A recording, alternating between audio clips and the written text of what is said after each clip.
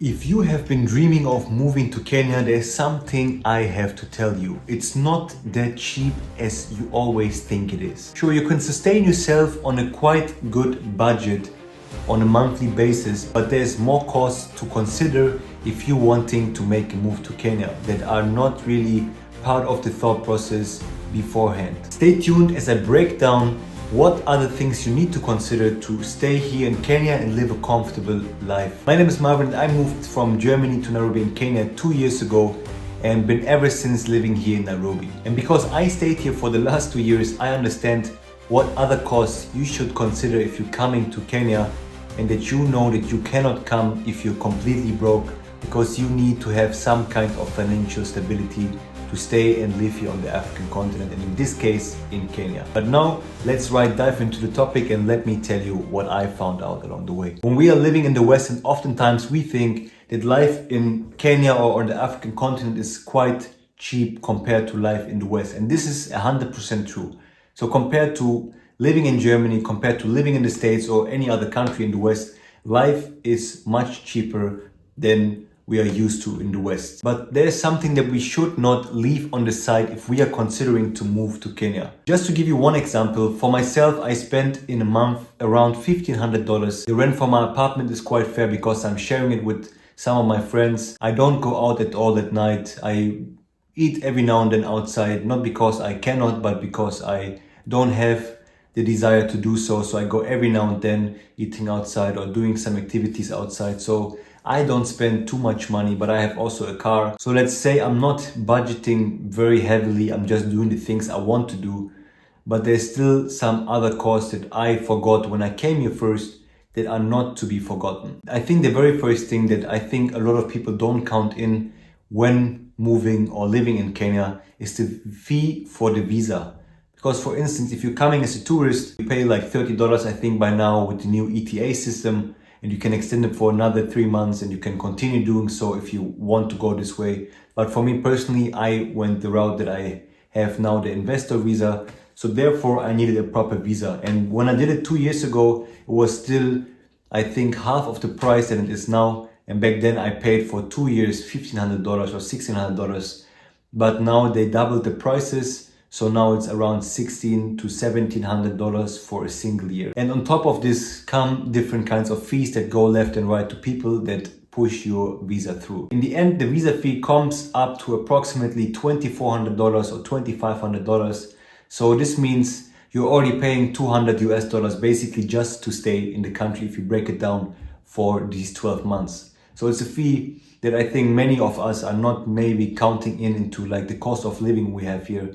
And for instance, when you come as a retired person, at least as far as I know, people in Germany rarely make 2,000 euros a month when they are retired. So it will be very, very difficult, I think, for them just to obtain this kind of visa than in this instance. Then another point that I want to make is that housing can be cheaper for sure than, especially in the States or as in Europe and other countries. It can be cheaper and we're also getting more quality, but it's still not as it's imagined when people are coming from the West. I think now my whole apartment is quite fair price. We pay approximately $900. But let's say a lot of apartments, when friends of mine were looking for apartments, they checked out like 2 or 3 bedroom apartments for also like $600, $700, $800. And of course, there's no cap how far you can go up. So you can even rent an apartment for $1,000, $1,500, $2,000, whatever you want to fit your lifestyle. Another example I want to give you is the high cost of the education. So for instance, for me in Germany, education is basically free. So you don't have to pay anything if you want to send your kids to school here. You just have to pay for the books, for the basic things, but you don't have to pay any fee that your kids can go every month to school. But what I experienced here, what I see here, and what I heard from people that I know that moved here too and had to go through this process is that schools are compared, let's say, at least for me, with the comparison from Germany, are quite expensive. And what do I mean with expensive? I mean, if you come to Kenya and you are from a Western country, you want your kids to get the best education. And the best education is oftentimes not very cheap. You can send your kids to school for approximately maybe $400 a month, maybe 500, 700 to 1,000. It depends. The school prices very like a lot. There's even the German school that I checked out just for my personal interest and because I met a couple of people that work there. And I think the fees you pay there for your child to go there for a single year is around 14,000 US dollars. And compared to Germany, it's a huge difference. And this is just for one child. Imagine if you have 2 or 3 kids, you already need to spend like 30, 40K just for your kids to go to school. And then you have to add on top the books, you have to add on top different kinds of things here and there. That's something a lot of people underestimate very often because they think, okay, it's an African country, Kenya should be quite cheap and everything's available there. But it's in different cases, it's the opposite. Food is cheaper, maybe rent is a bit cheaper, different kinds of activities are a bit cheaper and cost of living in general. But you have different kinds of things that don't play a huge role in different countries in the world that play a huge role in Kenya. For instance, if we think now, as I mentioned about the education, if you can say that you spend a minimum of 5K US dollars a year for one child, and this adds up for the other kids you also will bring with you, it's already like something to consider. And this including the visa fees. If you bring your family, you need the visa for yourself, you need a visa for your spouse, you need a visa for your kids. Even if the prices vary, it's still something to consider because the cost can add up that you in the end spend already like a huge chunk of money just for being in the country and just for sending your kids to schools. Therefore, I also want to say that in general, of course, life is cheaper. As I said, I can spend $1,500 including my rent here and live a very good lifestyle without looking out too much for the things I do here.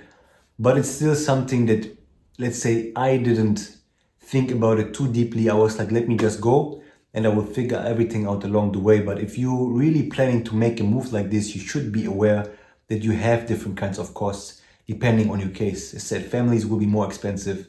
If you come by yourself, you want to get the visa properly, it would be also more expensive than just coming for $50 or $30 for 3 months on the tourist visa. It always depends on what kind of things you want, because in the end you can spend as much money as in the States or in a Western country if you want to, but you can also live a little bit below this. Why I'm saying this actually is just to raise a little bit of awareness that you know what kind of things you should consider if you're planning to make the move. Because as I said, from my experience, Kenya is a beautiful place. It has so much to offer. The quality is beautiful.